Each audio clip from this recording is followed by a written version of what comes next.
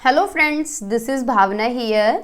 Welcome to let's crack. तो कैसे हैं आप सब? आई होप आप सब अच्छे होंगे, तैयारी अच्छे से कर रहे होंगे। जिनका आगे एग्ज़ाम है, अभी तो काफ़ी दिन चलेगा एग्ज़ाम, 10 से 15 दिन और चलेगा, ठीक है। तो जिनका हो गया है वो थोड़ा रेस्ट कर लें, फिर उसके बाद अगर यूपी टेट देना चाहते हैं तो यूपी टेट की प्रिपरेशन में लग जाएं। मैं भी यूपी टेट की सीरीज स्टार्ट करने वाली हूँ। हम थ्योरी भी करेंगे यूपी टेट की, जितनी भी सीडीपी की थ्योरी है, और क्वेश्चंस की सीरीज भी मैं लेके आऊँगी, ठीक है।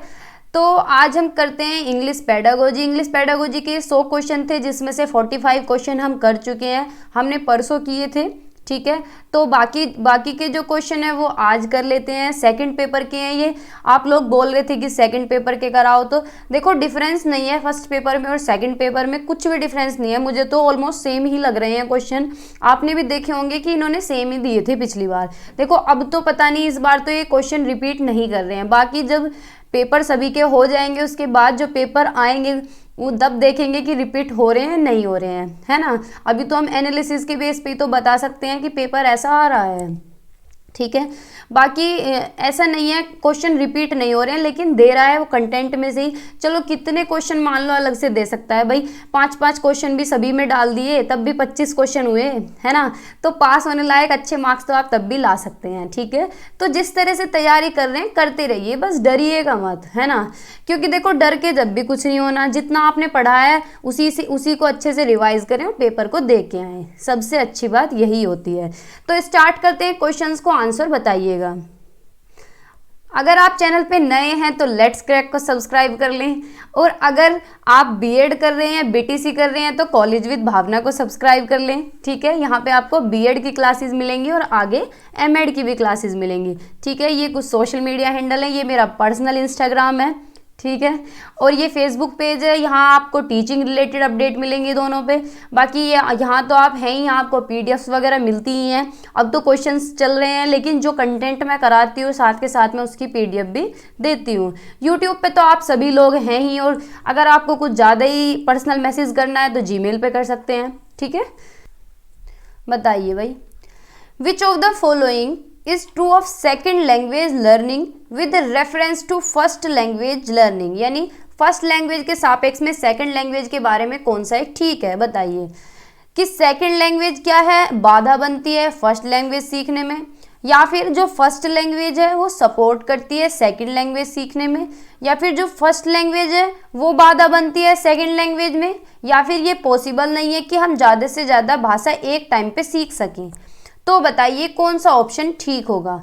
भाई ये तो गलत बात है कि ज़्यादा से ज़्यादा भाषा हम सीख सकें, ये पॉसिबल नहीं है। या फिर सेकंड लैंग्वेज इंटरफेरेंस करती है, यानी बाधा बनती है, रुकावट करती है, या फिर फर्स्ट लैंग्वेज इंटरफेयर करती है। ऐसा कुछ नहीं है। जो हमारी फर्स्ट लैंग्वेज होती है वो हमारा बेस होती है, तो वो क्या करती है, वो सपोर्ट करती है दूसरी लैंग्वेज को। भाई अगर हमें पहले लैंग्वेज अच्छे से आती हो और दूसरी भाषा कोई हमें पढ़ाने लगी तो हम रिलेट करने लगेंगे। जैसे कि हम इंग्लिश सीख रहे हैं, तो इंग्लिश क्या है, हम किसके बेस पे सीखते हैं, हिंदी के बेस पे तो सीखते हैं। अब हमारे दिमाग में हिंदी का कोई भी सेंटेंस आ रहा है, उसे हम कैसे कन्वर्ट करेंगे इंग्लिश में, तो हमारा बेस क्या हुआ, हिंदी हुआ। तो फर्स्ट लैंग्वेज क्या है, सपोर्ट करती है सेकेंड लैंग्वेज को। तो बी ऑप्शन हमारा सही है, ठीक है।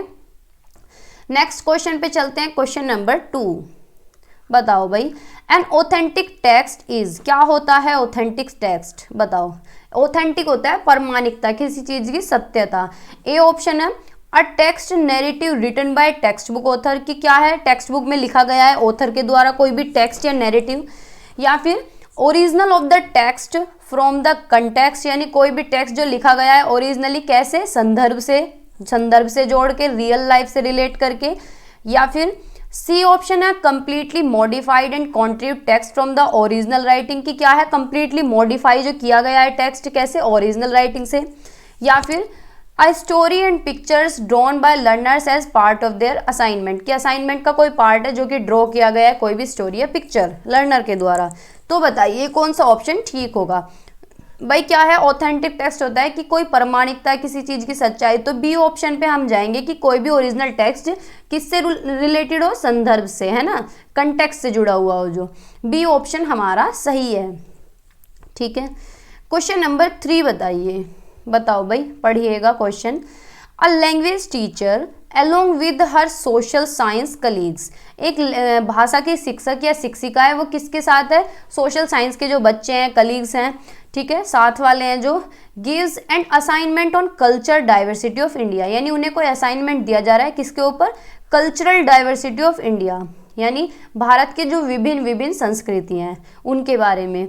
Learners are to consult social science books, तो बच्चे क्या कर रहे हैं, जो सीखने वाले लर्नर हैं वो कर रहे हैं, कंसल्ट कर रहे हैं, यानी बुक में देख रहे हैं कि भैया बुक में कहीं मिल जाए या किसी और बुक में मिल जाए या किसी डॉक्यूमेंट्स में मिल जाए जो कि रिलेटेड हो हिस्ट्री से, ज्योग्राफी से, कल्चर से या फिर पॉलिटिक्स से, जिसमें से वो रिपोर्ट लिखी जा सके और क्या है, पोस्टर बन सके उस थीम पे, ठीक है। What would this process of learning language learning called? तो ये सारा प्रोसेस भाषा में क्या कहलाएगा बताइए?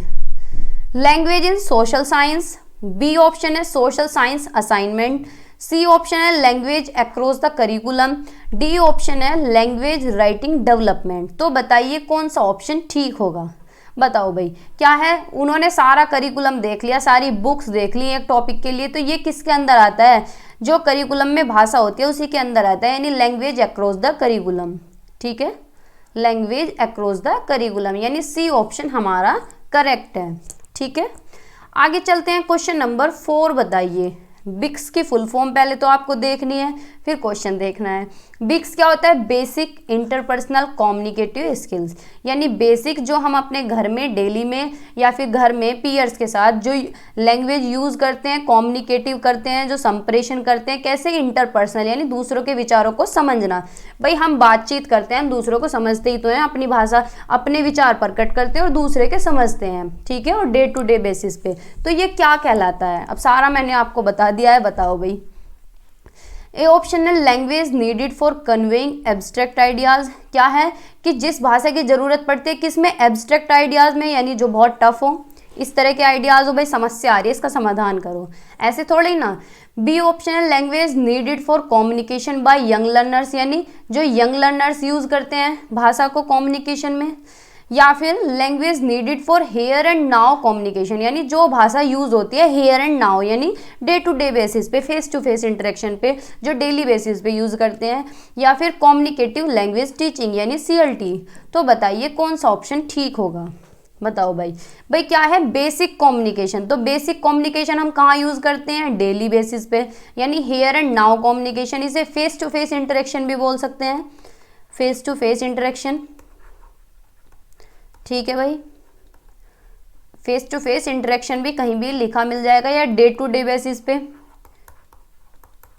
डे टू डे बेसिस पे जो बोली जाती है, ठीक है। तो ये क्या कहलाती है? बिक्स कहलाती है, ठीक है, ये आप याद रखेंगे, क्या पता आगे पूछ ले, अभी तक तो पूछा नहीं गया है। क्वेश्चन नंबर 5 बताइए, और क्या पता पूछा भी गया हो। देखो बच्चे को 15 के 15 क्वेश्चन तो याद किसी को रहते नहीं है, जो उसके माइंड में आता है वो बता देता है, सभी सारे क्वेश्चन नहीं याद रहते। और कुछ क्वेश्चन इतने प्रैक्टिकल एस्पेक्ट होते हैं, इतने बड़े बड़े होते हैं कि अगर बच्चा बताने की कोशिश करे तो भी सामने वाला समझ नहीं पाएगा, इतने बड़े बड़े क्वेश्चन होते हैं, जैसे कि असर्शन रीजन वाले हैं। बताइए question number 5, major aim of teaching learning poetry is, बताओ क्या है उद्देश्य, क्या है पोइट्री पढ़ाने का? एन्जॉयमेंट एंड एप्रिसिएशन, यानी आनंद की प्राप्ति होती है, अप्रिशिएट करते हैं, सराहना करते हैं। या फिर learning the art of writing poetry, क्या है कि लिखनी आ जाती है पोइट्री। लैंग्वेज लर्निंग, भाषा को सीखना, या फिर वोकैब और ग्रामर को सीखना। तो बताइए क्या सबसे अच्छा उद्देश्य है पोइट्री का? देखो हमने ये क्लास करी थी, 20-20, 25-25 मिनट की क्लास है। अगर आपके पेपर में टाइम है तो आप देख सकते हैं सारी प्लेलिस्ट, 8 वीडियो है उसके अंदर, 20-20 मिनट की हैं, तो आप 3 घंटे में उड़ा देंगे मुश्किल से, 2 घंटे ही लगेंगे अगर आप स्पीड बढ़ा के भी देखते हैं, तो आप सारे कंटेंट में को निकल जाएंगे, ठीक है।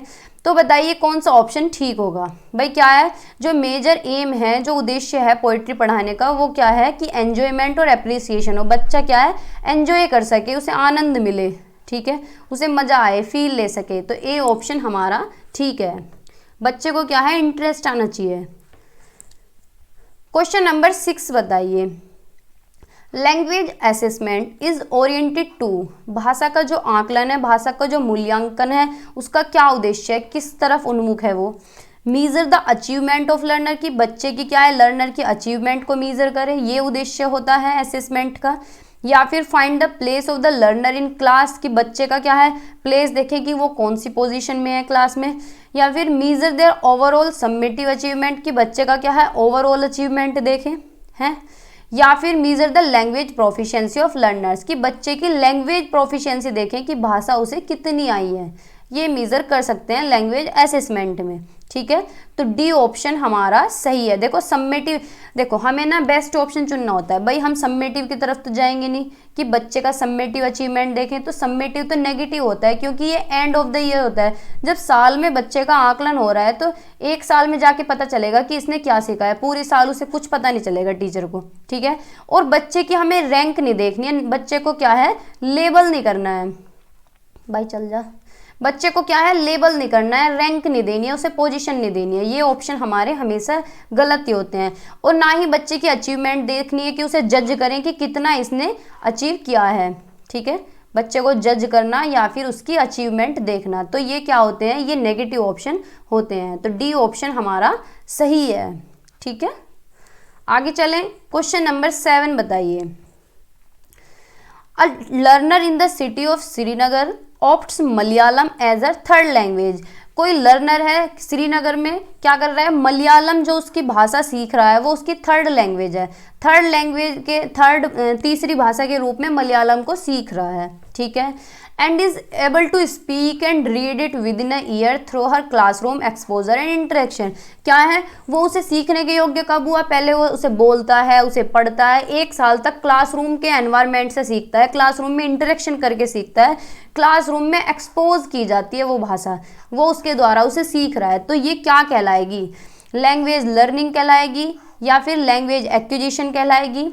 सी ऑप्शन है लैंग्वेज एडिशन या फिर सब्सट्रैक्टिव बाइलिंगुअलिज्म। तो बताइए क्या कहलाएगी।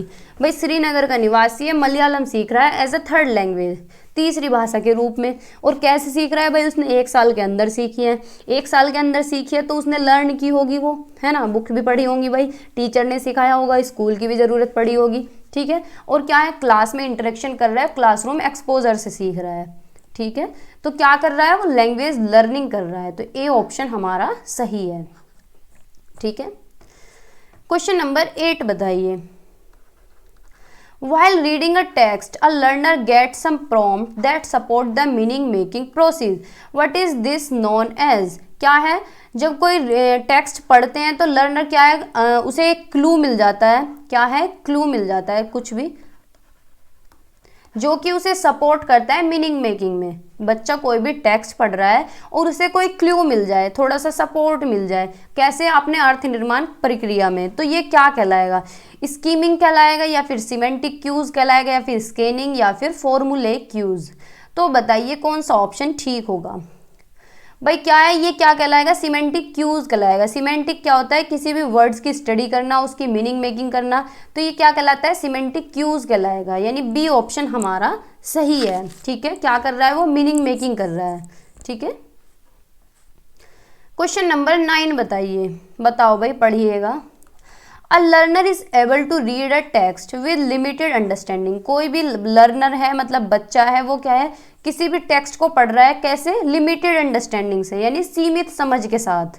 ठीक है, C is able to read the text very well and do the comprehension task with the support of her elder brother.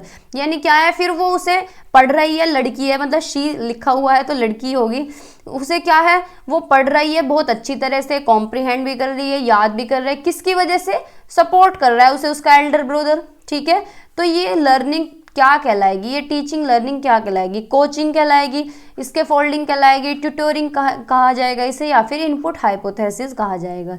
तो बताइए कौन सा ऑप्शन ठीक होगा। भाई क्या है, वो खुद पढ़ रही है अपने लिमिटेड अंडरस्टैंडिंग के साथ, लेकिन जब दोबारा पढ़ रही है तो उसे सपोर्ट कर रहा है उसका भाई, तो ये क्या कहलाएगा, ये सपोर्ट कहलाएगा, इसके फोल्डिंग क्या कहलाएगा, इसके फोल्डिंग। ठीक है, यानी पार्ट, उसे जहाँ जहाँ ज़रूरत है वहाँ वहाँ उसकी हेल्प की जा रही है, तो उसे क्या है स्कैफोल्डिंग की जा रही है, यानी बी ऑप्शन हमारा करेक्ट है। इसे हिंदी में बोलते हैं पार्ट। ठीक है, आगे चले। क्वेश्चन नंबर 10 बताइए, बताओ भाई।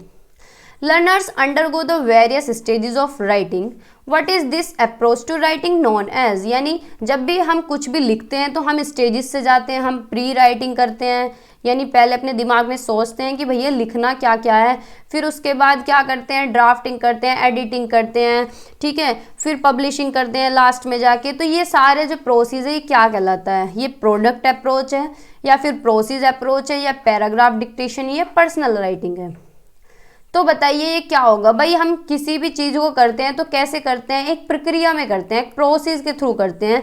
तो ये क्या कहलाएगा, एक प्रोसेस अप्रोच कहलाएगा। प्रोडक्ट राइटिंग तो जब होता है जब सीधा बुक में से उतार देते हैं, ठीक है। तो बी ऑप्शन हमारा करेक्ट है। आगे चलते हैं, क्वेश्चन नंबर 11 बताइए, बताओ भाई।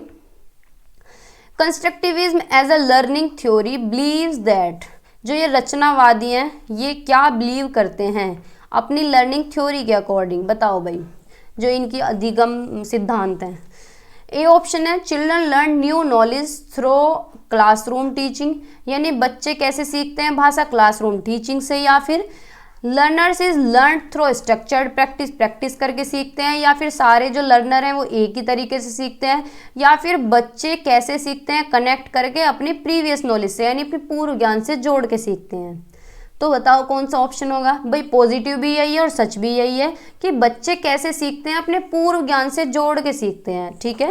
कैसे सीखते हैं, अपने पूर्व ज्ञान से जोड़ के, पूर्व ज्ञान से नए ज्ञान को जोड़ के सीखते हैं। तो डी ऑप्शन हमारा करेक्ट है, ठीक है। कौन सा 11 क्वेश्चन है ना ये। क्वेश्चन नंबर 12 बताइए, बताओ भाई। द रीजनल डायलैक्ट इज, यानी क्षेत्रीय बोली क्या कहलाती है। Speech characteristic of a language in a region, कि किसी भी रीजन में किसी भी क्षेत्र में बोले जाने वाली जो भाषा है वो कहलाती है, या फिर किसी कंट्री में बोले जाने वाली, या फिर किसी क्षेत्र की क्या है स्क्रिप्ट, कि किसी एक क्षेत्र का कोई डायलॉग फेमस हो है, या फिर कोई रिटन लैंग्वेज, या फिर लिटरेचर किसी क्षेत्र की। तो बताइए क्या होगा, कौन सा ऑप्शन होगा भाई। रीजनल डायलेक्ट होती है किसी भी एरिया में बोले जाने वाली भाषा, किसी भी क्षेत्र में बोले जाने वाली भाषा। तो ए ऑप्शन हमारा ठीक होगा कि speech characteristic of a language of in a region, किसी भी क्षेत्र में बोले जाने वाली। तो ए ऑप्शन सही है, ठीक है। आगे चलते हैं, क्वेश्चन नंबर 13 बताइए। Which of the following is true of sign language, sign language के बारे में कौन सा एक ठीक है। साइन लैंग्वेज होती है जैसे कि कोई डीफ है, कम सुनाई दे रहा है, ये बिल्कुल भी सुनाई नहीं दे रहा है, तो उन्हें हम इशारों से जो बातें समझाते हैं वो होती है साइन लैंग्वेज, ठीक है।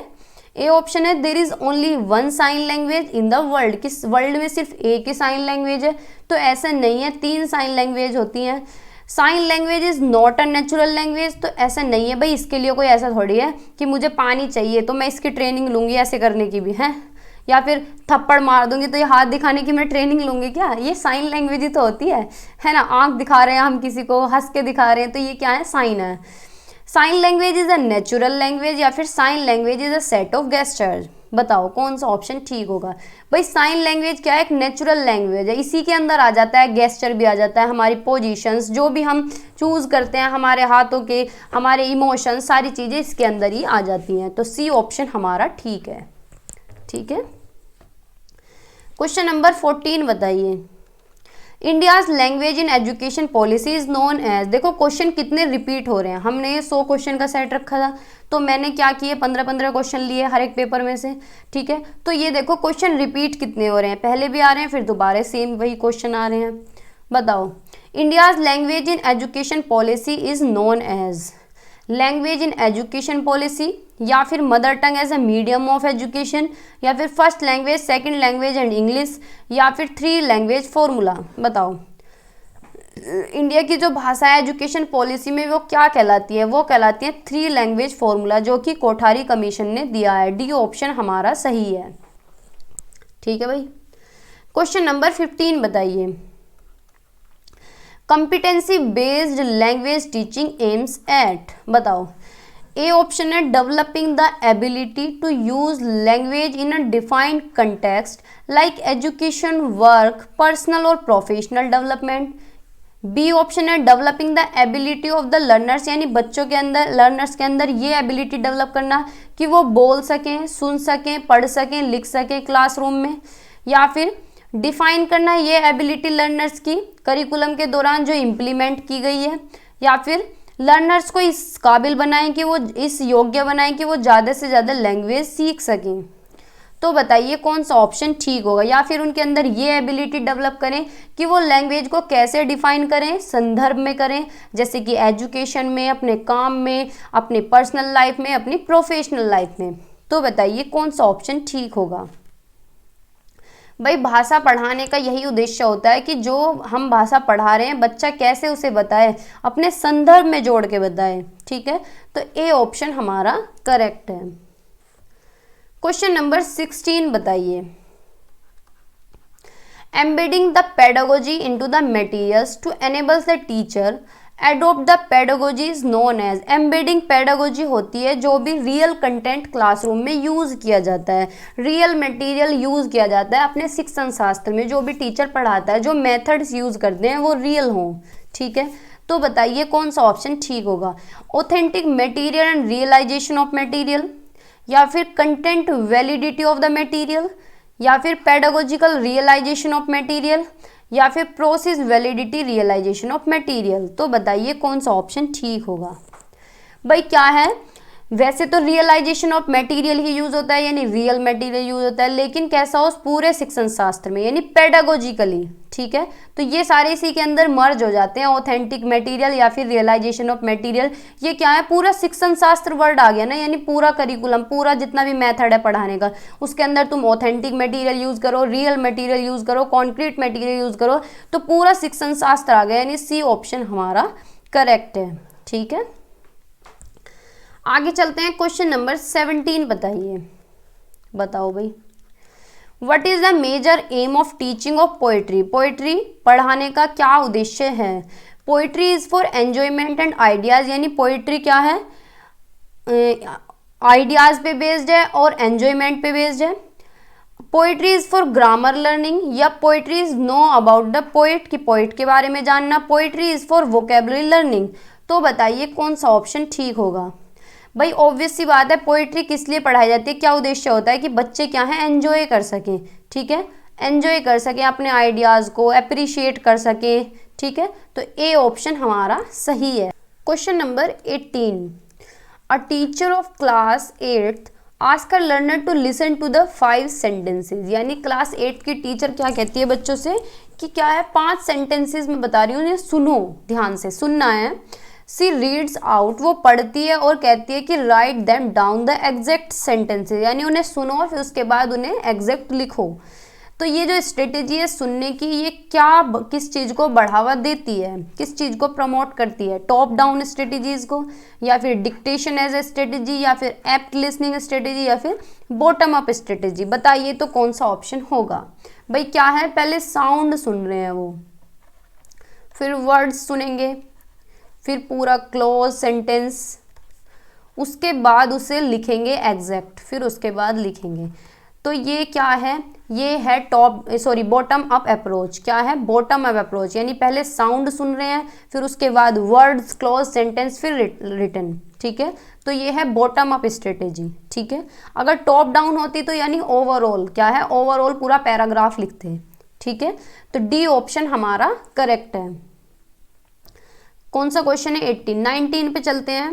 काल्प से पूछा है, पहले तो काल्प की फुल फॉर्म देख लो।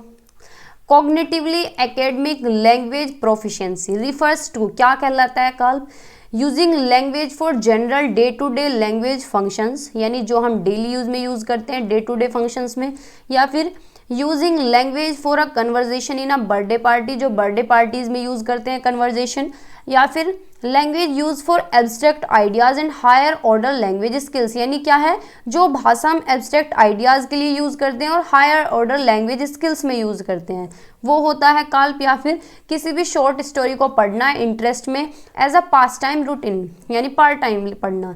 तो बताइए कौन सा ऑप्शन ठीक होगा। बताओ भाई, जो हमारी भाषा क्षमता होती है कैसी, लैंग्वेज कॉग्निटिवली एकेडमिक, जो हम अपने करिकुलम में यूज़ करते हैं। ठीक है, तो बताइए कौन सा ऑप्शन ठीक होगा।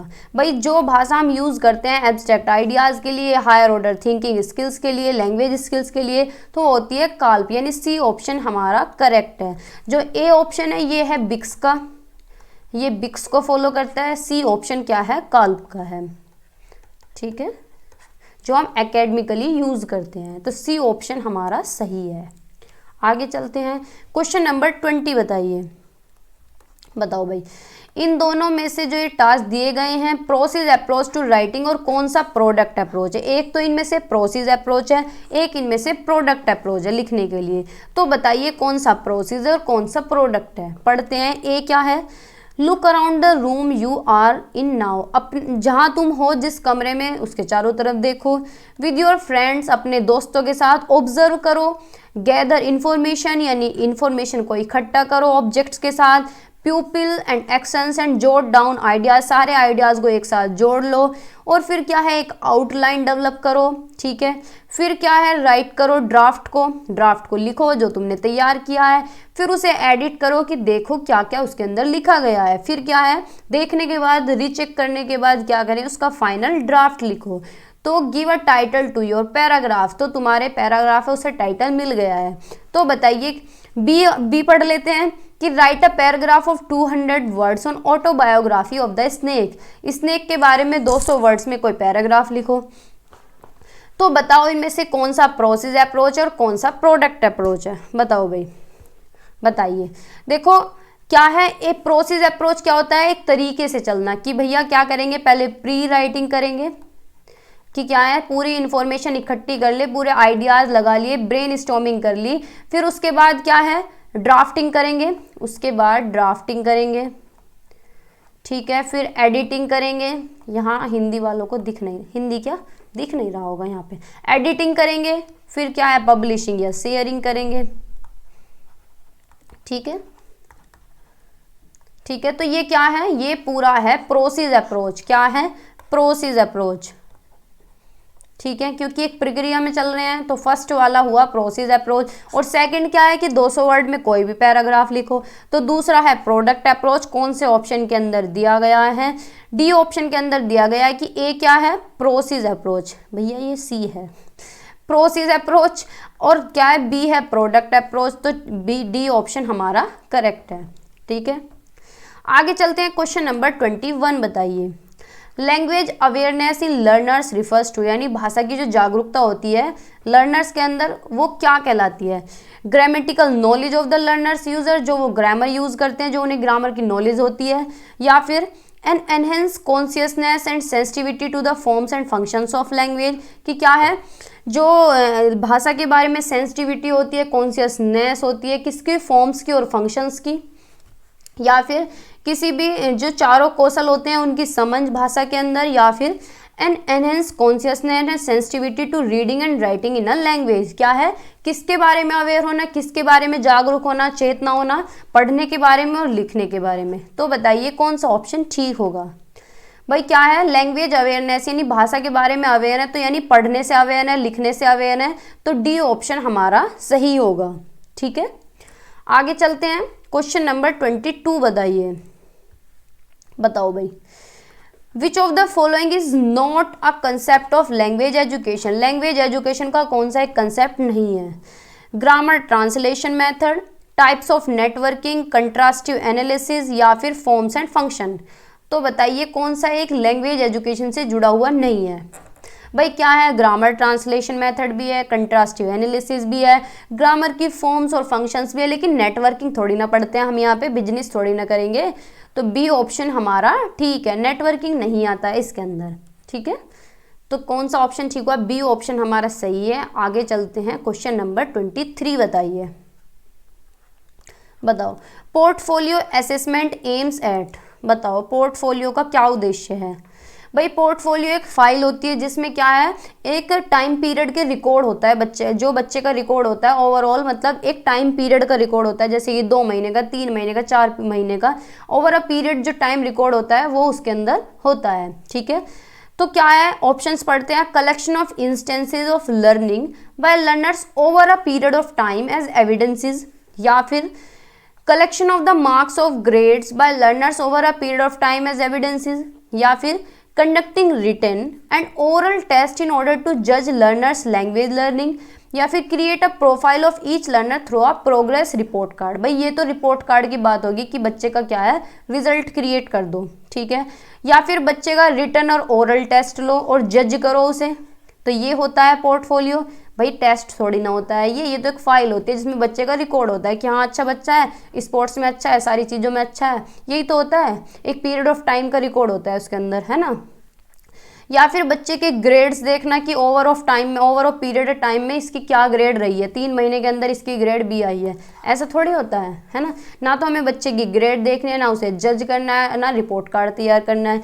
पोर्टफोलियो होता है कि क्या है उसकी लर्निंग देखनी है कि over of period of time में इसकी लर्निंग क्या रही है, बच्चे ने कितना इंप्रूव किया है कि भैया अब तो इसका यहाँ तक इम्प्रूव था, अब इसका लेवल थोड़ा सा अप हो गया है तो यहाँ हो गया। अब क्या है बच्चा गेम्स में इम्प्रूव कर रहा है तो ये भी टिक हो गया। तो क्या है बच्चे की लर्निंग देखी जाती है over a period of time, ठीक है। तो ए ऑप्शन हमारा करेक्ट है। आगे चलते हैं, क्वेश्चन नंबर 24 बताइए। NEP 2020 recommends the study of foreign language. जो फॉरेन लैंग्वेज है उसे क्या रिकमेंड करती है NEP, किसके अंतर्गत आता है वो?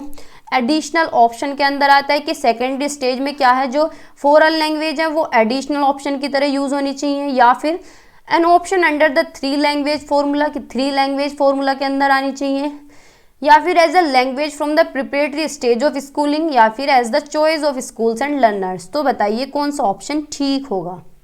भाई क्या है सेकेंडरी में, ये सेकेंडरी के क्वेश्चन पढ़ रहे हैं हम तो उसी को ही माइंड में रख के हम करते हैं। NEP रिकमेंड करती है कि जो फॉरेन लैंग्वेज है, कोई भी तुम फॉरेन की लैंग्वेज अगर पढ़ रहे हो तो उसे एज ए एडिशनल तुम यूज कर सकते हो, ठीक है। तो ए ऑप्शन हमारा सही है, ठीक है। क्वेश्चन नंबर 25 बताइए।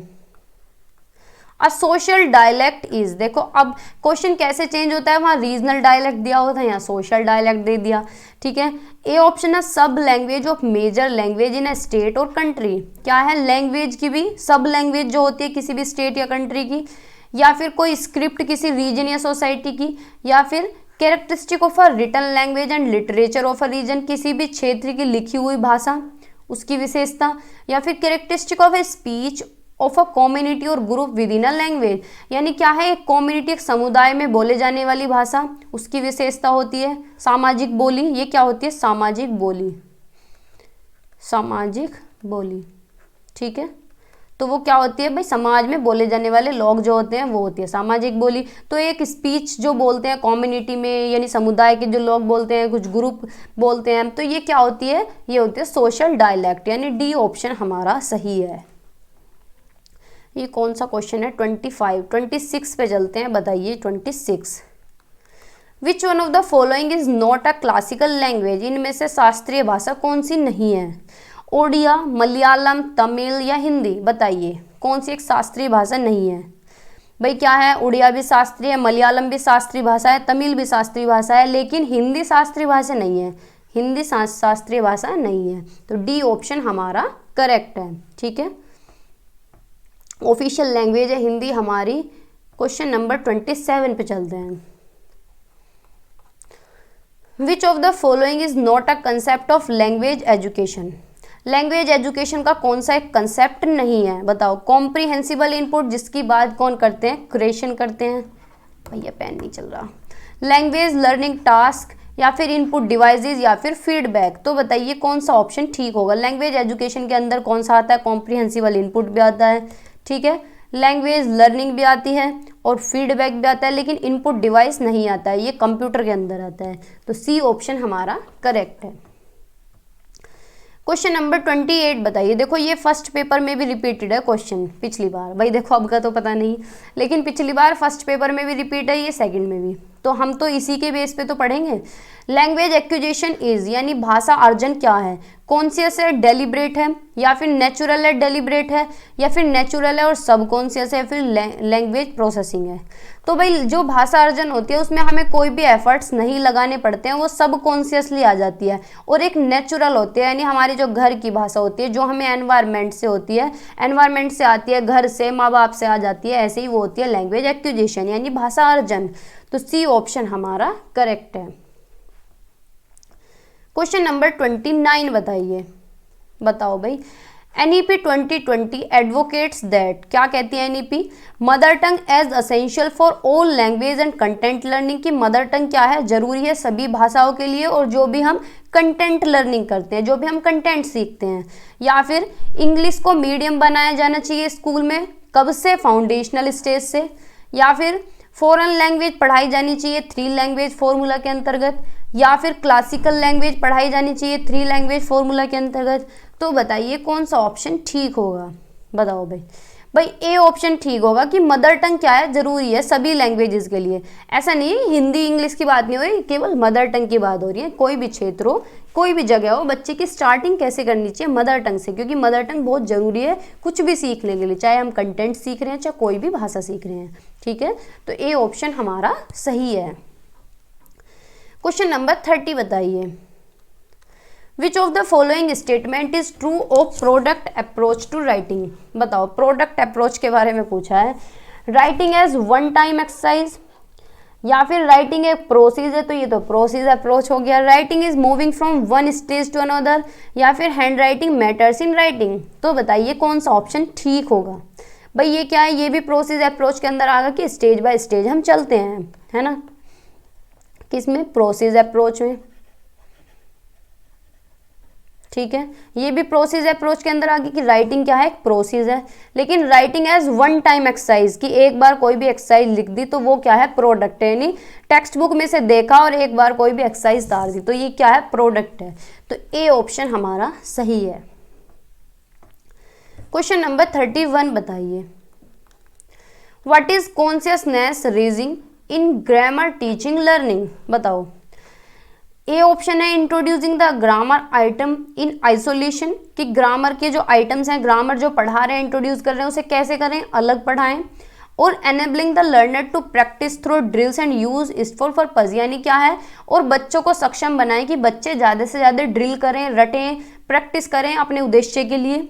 या फिर learning grammar through substitution drill and practice, वही बात है कि ग्रामर को कैसे सीखें? रट्टे मार के। या फिर learning grammar in isolated sentences and memorisation of rule, की रूल्स को याद करें। या फिर ग्रामर को इंट्रोड्यूस करें कैसे? संदर्भ में। और बच्चों को सक्षम बनाएं कि वो नोटिस करें हर एक आइटम को, ड्रॉ करें, attention to discover the grammar rules, यानी संदर्भ में सीखें और बच्चों को ये सक्षम बनाएं कि वो ग्रामर के रूल्स को खुद डिस्कवर करें। ठीक है, तो वो होगी कॉन्शियसनेस रेजिंग, यानी बच्चे क्या है? ग्रामर सीखने के लिए अवेयर होंगे, ठीक है, जागरूक होंगे, कॉन्शियस होंगे। तो डी ऑप्शन हमारा सही है।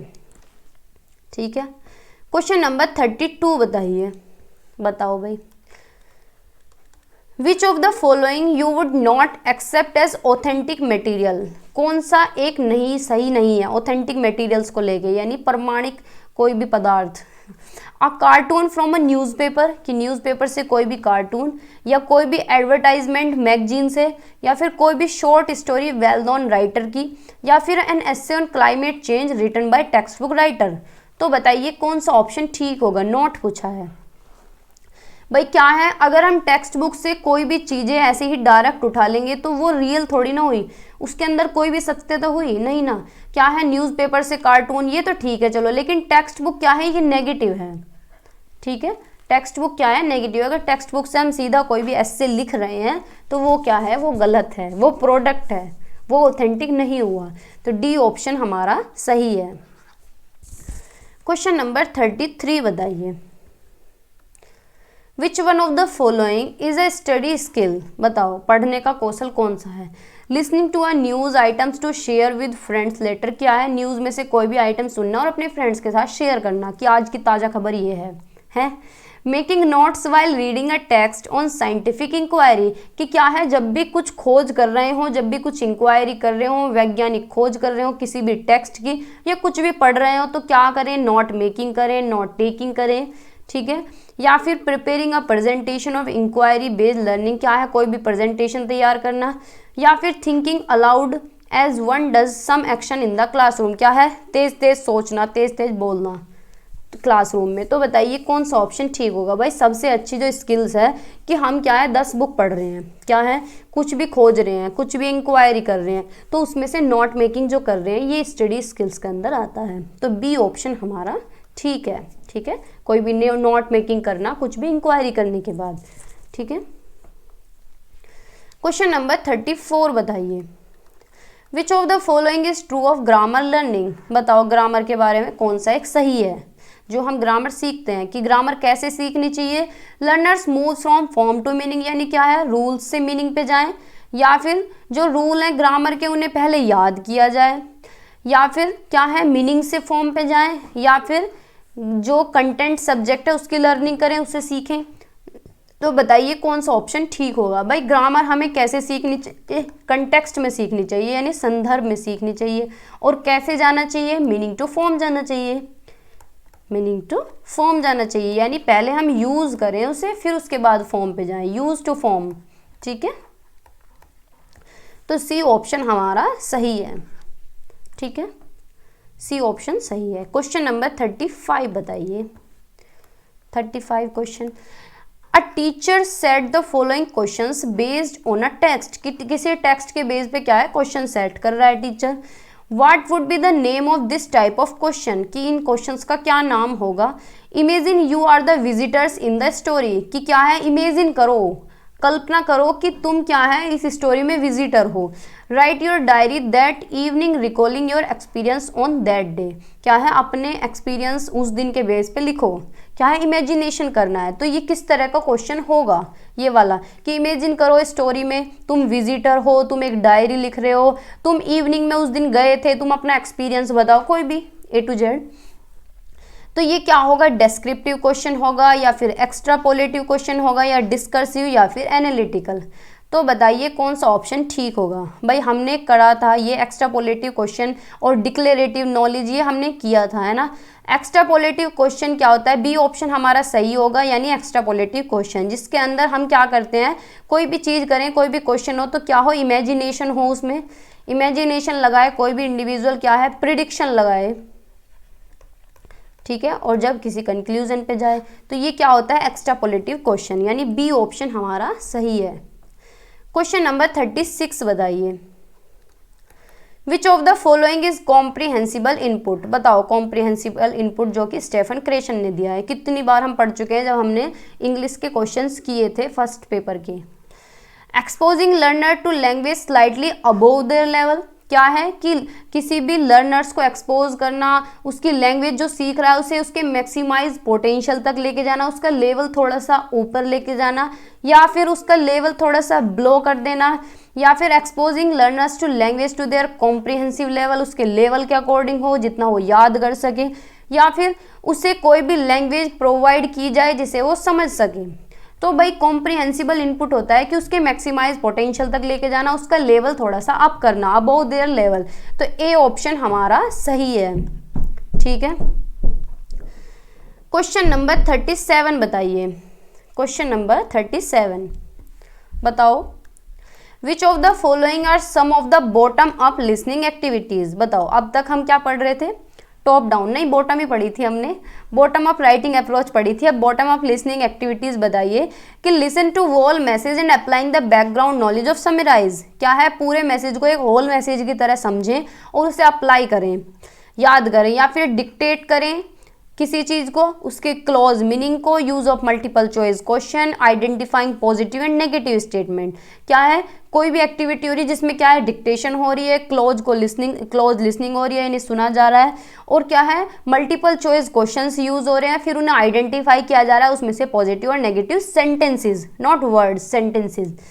रीअरेंजिंग द जंबल वर्ड्स, की जंबल वर्ड्स को रीअरेंज करें सेंटेंस में, या फिर मेमोराइज करें, रिसाइटेशन करें पोइट्री को, extempore speech, debate, discussion etcetera. तो बताइए कौन सा ऑप्शन ठीक होगा। भाई बॉटम अप अप्रोच हमने अभी देखा था कि क्या होता है कि साउंड को रिकॉग्नाइज करना, साउंड को सुनना, फिर क्या है, वर्ड्स पे जाना, फिर क्लोज पे जाना, फिर सेंटेंसेस पे जाना, फिर पैराग्राफ पे जाना। तो बी ऑप्शन के साथ हम जाएंगे कि डिक्टेशन में पहले क्या करेंगे, सुनेंगे, फिर क्लोज लिसनिंग करेंगे, फिर क्या है, मल्टीपल चॉइस क्वेश्चंस देखेंगे यानी जो वन वर्ड के हो, और फिर क्या है, उसमें से आइडेंटिफाई करेंगे स्टेटमेंट को यानी पूरे सेंटेंस को। ठीक है, तो बी ऑप्शन के साथ हम जाएंगे, तो बी ऑप्शन हमारा सही है। ठीक है, बी ऑप्शन हमारा करेक्ट है। क्वेश्चन नंबर 38 बताइए, दोबारा से यही क्वेश्चन आ गया है शायद। A learners recognize words and close division and retains the input, while it is being processed। एक लर्नर क्या है, एक बच्चा क्या है, वर्ड्स को सुनता है, वर्ड्स को रिकॉग्नाइज करता है, फिर क्लोज डिवीजन करता है और फिर क्या है ओवरऑल इनपुट यानी पूरे इनपुट पे जाता है, यानी पूरे पैराग्राफ पे बाद में जाता है। ये पूरा प्रोसेस हो रहा है। तो ये कौन सी अप्रोच है भाई, ये बॉटम अप स्ट्रेटेजीज ही है। ठीक है, क्वेश्चन घुमा के दिया हुआ है, क्वेश्चन रिपीटेड है लेकिन सेम नहीं है। ठीक है, पहले वर्ड्स को सुनना, फिर क्या है वर्ड्स पे जाना, क्लोज पे जाना, सेंटेंसेस पे जाना, फिर क्या है पूरे पैराग्राफ पे जाना। तो ये क्या है बॉटम अप स्ट्रेटेजीज है। ठीक है, question number 39। Question number 39, what is receptive vocabulary. Receptive vocabulary क्या होती है भाई, जो हम रिसीव करते हैं, जो हम ग्रहण करते हैं। और ग्रहण कैसे करते हैं, हम सुन के करते हैं। ठीक है, words that we recognise when we hear और सी, या फिर words are mostly spelled wrong, जिनकी स्पेलिंग ज़्यादातर गलत हो जाती है, या फिर जिनकी स्पेलिंग हम जानते हैं, या फिर जो हम लिखते हैं बोलते हैं वो होती हैं। तो बताइए कौन सा ऑप्शन ठीक होगा भाई। जो हम लिख रहे हैं, जो हम बोल रहे हैं वो तो प्रोडक्टिव वोकैब होगी, यानी जिसे हम प्रोड्यूस कर रहे हैं। ठीक है, और रिसेप्टिव में क्या है, हम ग्रहण कर रहे हैं, जैसे कि आप सुन रहे हैं तो आप क्या कर रहे हैं, रिसीव कर रहे हैं, तो वो क्या है रिसेप्टिव है, रिसेप्टिव स्किल है। तो ए ऑप्शन हमारा सही है।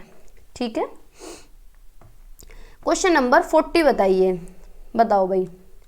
नॉलेज अबाउट द फॉर्म, किसी भी फॉर्म की नॉलेज होना, डिस्क्राइब करना, अप्लाई करना उसे लिमिटेड प्रैक्टिस में, तो ये क्या कहलाएगा, प्रोसीजरल नॉलेज ऑफ ग्रामर, या फिर ग्रामर इन कंटेक्स्ट, या फिर डिक्लेरेटिव नॉलेज ऑफ ग्रामर, या फिर प्रैक्टिकल नॉलेज ऑफ ग्रामर। अब ये बताओ क्या होगा भाई, ये क्या होगा डिक्लेरेटिव नॉलेज ऑफ ग्रामर। ठीक है, किसी भी चीज़ की नॉलेज होना, उसे डिस्क्राइब करना, अप्लाई करना, लेकिन कैसे, एक लिमिटेड जगह में, एक लिमिटेड प्रैक्टिस में। ठीक है, तो सी ऑप्शन हमारा करेक्ट है। क्वेश्चन नंबर 41 बताइए, बस क्वेश्चन खत्म ही होने वाले हैं। Question number 41, a novel is, novel क्या होता है, एक आर्ग्यूमेंटिव राइटिंग होती है, या फिर परसुएसिव राइटिंग होती है, या कंपेरेटिव राइटिंग होती है, या फिर नैरेटिव राइटिंग होती है। तो बताइए क्या होता है नोवेल भाई। नोवेल हुआ या फिर कोई भी शॉर्ट स्टोरी हुई, कोई भी शॉर्ट स्टोरी हुई, कोई भी हॉरर स्टोरी हुई, कोई भी हॉरर स्टोरी हुई। ठीक है, फेरी टेल हुई, कोई भी रोमांस स्टोरी हुई। ठीक है, तो ये किसके अंदर आती हैं सब, कोई भी नॉवल हुआ, शॉर्ट नॉवल, तो ये आती है नैरेटिव राइटिंग के अंदर। किसके अंदर आती है, नैरेटिव राइटिंग के अंदर। तो डी ऑप्शन हमारा सही है। क्वेश्चन नंबर 42 बताइए, which of the following would you include for assessment of writing. Assessment of writing के बारे में बताना है, कौन सा इंक्लूड होगा इसके अंदर। Grammatical knowledge and use of form की क्या है, ग्रामर की नॉलेज और उसे यूज करना, उसकी फॉर्म को, या फिर कंटेंट सारा पूरी ग्रामर और जो कंट्रोल में पढ़ते हैं हम, जो कोहेरेंस है, जो जोड़ के पढ़ते हैं, या फिर जो भी लिखते हैं उसकी एक्यूरेसी, या फिर थीम, आइडियाज और हैंड राइटिंग। तो बताइए कौन सा होगा आकलन लिखने के उसमें। तो क्या होगा, कंटेंट होगा, ग्रामर होगा, कंट्रोल होगा, कोहेरेंस होगा, यानी बी ऑप्शन के साथ हम जाएंगे। असेसमेंट ऑफ राइटिंग की बात की गई है, तो असेसमेंट अगर ऑफ लर्निंग होता तो समेटिव होता, तो ये भी समेटिव करके ही कुछ है। इसके अंदर क्या है, कंटेंट आ जाएगा, ग्रामर आ जाएगा, जो हम कंट्रोल्ड मैनर में पढ़ते हैं वो आ जाएगा, और कोहेरेंस आ जाएगा। तो बी ऑप्शन हमारा सही है। क्वेश्चन नंबर 43 बताइए, कौन सा एक सही है एनईपी 2020 के according language education in schools.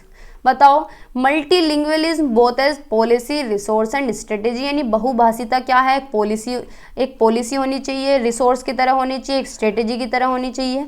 ठीक है, compulsory study of many language in school की क्लास में ज़्यादा से ज़्यादा, स्कूल में ज़्यादा से ज़्यादा भाषा कंपलसरी है, या फिर क्लासिकल लैंग्वेज को प्रमोट किया जाना चाहिए। कब, ड्यूरिंग अर्ली ईयर्स। भाई अर्ली ईयर्स में तो मदर टंग को प्रमोट किया चाहिए, मदर टंग में ही सिखाया जाना चाहिए, बच्चा कैसे समझ लेगा क्लासिकल लैंग्वेज को। या फिर English medium from early years, यानी स्टार्टिंग से ही मीडियम कैसा रखें इंग्लिश में, तो ऐसा नहीं है, ये गलत है, ये भी गलत है और ये भी गलत है। ए ऑप्शन हमारा ठीक है कि मल्टीलिंगुअलिज्म क्या है, एक पॉलिसी की तरह भी हो, एक रिसोर्स की तरह भी हो, और एक रणनीति की तरह भी हो। तो ए ऑप्शन हमारा सही है। क्वेश्चन नंबर 44 बताइए, a reader reads a magazine, कोई भी पढ़ने वाला है जो मैगजीन पढ़ रहा है और क्या है ओवरऑल आइडिया ले रहा है पूरी स्टोरी का। तो ये रीडिंग क्या कहलाती है, स्कैनिंग कहलाएगी या फिर स्कीमिंग कहलाएगी, रीडिंग फॉर प्लेजर या फिर इंटेंसिव रीडिंग। तो बताइए कौन सा ऑप्शन ठीक होगा। ओवरऑल आइडिया के लिए पढ़ रहा है कोई भी मैगजीन तो वो क्या कहलाता है, स्कीमिंग कहलाता है। क्या कहलाता है, स्कीमिंग। ओवरऑल आइडिया के लिए तो क्या कहलाता है, स्कीमिंग।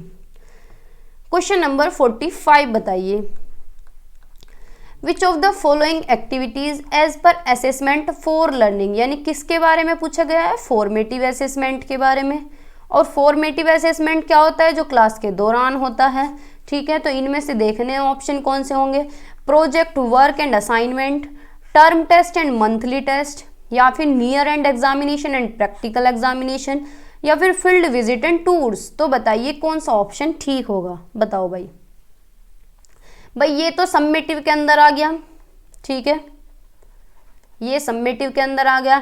और जो फील्ड विजिट और टूर है ये वैसे तो पॉजिटिव है, लेकिन इन्हें मैनेज करना, इन्हें ऑर्गेनाइज करने में तो टाइम लगता है भाई, साथ के साथ तो होती नहीं है, डेली बाई डेली टूर थोड़ी ना जाते हैं। तो ये भी एक तरह से समेटिव का ही पार्ट हो गया। और टर्म टेस्ट और मंथली टेस्ट आ सकते थे इसके अंदर, लेकिन यहाँ पे इन्होंने असाइनमेंट दे दिया। असाइनमेंट हम डेली बेसिस पे कर सकते हैं, देखो प्रोजेक्ट तो नहीं कर सकते डेली बेसिस पे, लेकिन असाइनमेंट कर सकते हैं। तो हम ए ऑप्शन के साथ जाएंगे, ठीक है, तो ए ऑप्शन हमारा सही है। तो ये थे 45 क्वेश्चन है भाई, आगे भी है क्वेश्चन। बताइए 46 भी बता दीजिए, चलो कोई बात नहीं। A teacher of class 6 found in her classroom there are about 7 languages. क्या है, एक क्लास में टीचर पढ़ाती बार देखती है कि 6 क्लास में पढ़ा रही है कि वहाँ 7 लैंग्वेजेस हैं, 7 languages. She uses the language of learners to teach learn language and content subject. फिर वो बच्चों की ही भाषा यूज करके पढ़ाने लगती है, ठीक है, उसे ट्रांसलेट कर देने लगती है और कंटेंट को पढ़ाती है। तो ये जो रणनीति है ये क्या कहलाएगी, मल्टीलिंग्वलिज्म कहलाएगी, ट्रांस लैंग्वेजिंग कहलाएगी, या मल्टी लैंग्वेज टीचिंग कहलाएगी, या फिर ट्रांसलेशन एज अ मेथड कहलाएगी। तो बताइए कौन सा ऑप्शन होगा, बताओ भाई।